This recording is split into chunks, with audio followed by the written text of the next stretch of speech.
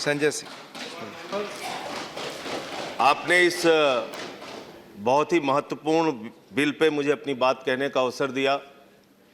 मान्यवर, मैं इस बिल के विरोध में अपनी बात कहने के लिए खड़ा हुआ हूं और मैं इस बिल का विरोध इसलिए कर रहा हूं मान्यवर कि ये बाबा साहब डॉक्टर भीमराव अंबेडकर के द्वारा बनाए गए संविधान के विरुद्ध है। ये भारत के संविधान में लिखे गए प्रस्तावना के विरुद्ध है। ये राष्ट्रपिता महात्मा गांधी और शहीद आजम भगत सिंह के सपनों के भारत के विरुद्ध है। इसलिए मैं इस बिल के खिलाफ बोलने के लिए, अपनी बात कहने के लिए खड़ा हुआ हूं। मान्यवर, आपके सामने अभी कहा गया सत्ता पक्ष के द्वारा कि पाकिस्तान में रहने वाले हिंदुओं की चिंता है, अफगानिस्तान में रहने वाले हिंदुओं की चिंता है। आपके सामने कहा गया मान्यवर कि जो माइनॉरिटीज बांग्लादेश में हैं उनकी चिंता है। मैं आपके माध्यम से सरकार से बड़ी विनम्रता पूर्वक पूछना चाहता हूं, आपको गुजरावाला में रहने वाले हिंदुओं की चिंता है, कीजिए, करना चाहिए, लेकिन गुजरात में, आपके गृह राज्य में पूर्वांचल के हिंदू, बिहार के, यूपी के मारे गए, पीटे गए, भगाए गए, उनके बारे में एक शब्द आपने क्यों नहीं बोला? इसको आज इस सदन में बताइए, अपना स्टेटमेंट दिखाइए। आज आसाम के अंदर आपने एनआरसी लागू की, 19 लाख लोगों को बाहर कर दिया, जिसमें लाखों की संख्या में उत्तर प्रदेश और बिहार पूर्वांचल के लोग हैं मान्यवर, जो ना आज यूपी में जिनका रिकॉर्ड है, ना बिहार में जिनका रिकॉर्ड है, ना आसाम में 71 के पहले आपने रिकॉर्ड मांग लिया, वहां भी उनका रिकॉर्ड नहीं है। अपने ही देश में वो विदेशी घोषित हो गए। आप बांग्लादेश से आने वाले हिंदुओं को तो नागरिकता देंगे, लेकिन यूपी और बिहार के, आसाम में रहने वाले वो लाखों नागरिक जिनकी नागरिकता इस एनआरसी के चलते खत्म हो गई, उनका क्या करेंगे? इस बिल में आपने उसके बारे में कुछ नहीं किया। आपने कहा पूरे देश में आप एनआरसी लागू करना चाहते हैं, घुसपैठियों को भगाना है। दूसरे सदन में बार बार कहा गया घुसपैठियों को भगाना है, घुसपैठियों को भगाना है। मैं 2 बयान दिखाऊंगा मान्यवर।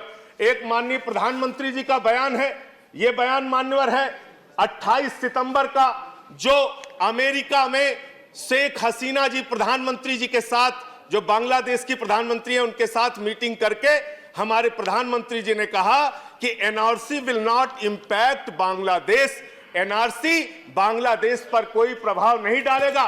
दूसरा बयान है विदेश मंत्री जी का, यह बयान इनका है माननीय 20 अगस्त का, ढाका बांग्लादेश में विदेश मंत्री जी ने कहा, एस जयशंकर जी ने, कि एनआरसी जो है वो हमारा इंटरनल मैटर है, आंतरिक मामला है।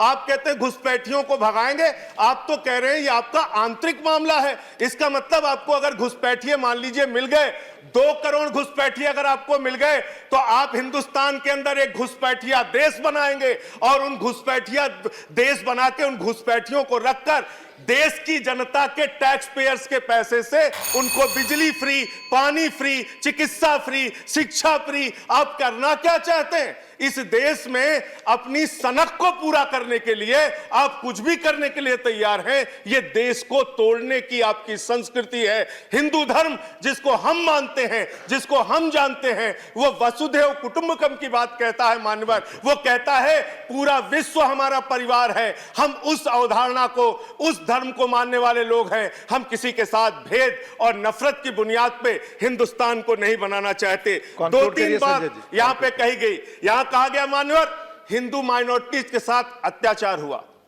इतनी मीटिंग हुई बांग्लादेश के प्रधानमंत्री के साथ। आज आप बताइए कब आपने, प्रधानमंत्री जी ने या विदेश मंत्री ने, कभी एक बार भी हिंदू माइनॉरिटीज के अत्याचार का मुद्दा उनके सामने उठाया हो? उसका जिक्र आप कीजिए। अंत में 5.5 साल आपकी सरकार हो गई, आप कह रहे हैं हम घुसपैठियों को भगाएंगे, घुसपैठियों को भगाएंगे। गृह मंत्री जी जब आप वक्तव्य दीजिए तो 5.5 साल में 5.5 घुसपैठिया अगर आपने भगाया हो, उनका नाम बता दीजिए। धन्यवाद। उनका नाम बता दीजिएगा आप। इसका मतलब आप इस देश को अपनी सनक से चलाना चाहते हैं, आप इस देश को तोड़ने की संस्कृति में यकीन रखते हैं, नफरत फैलाने की यह संस्कृति में यकीन रखते हैं। इस सोच को, इस विचार को बंद कीजिए। और आम आदमी पार्टी इसीलिए इस बिल का विरोध कर रही है कि देश के संविधान की मूल आत्मा को नष्ट करने वाला बिल है।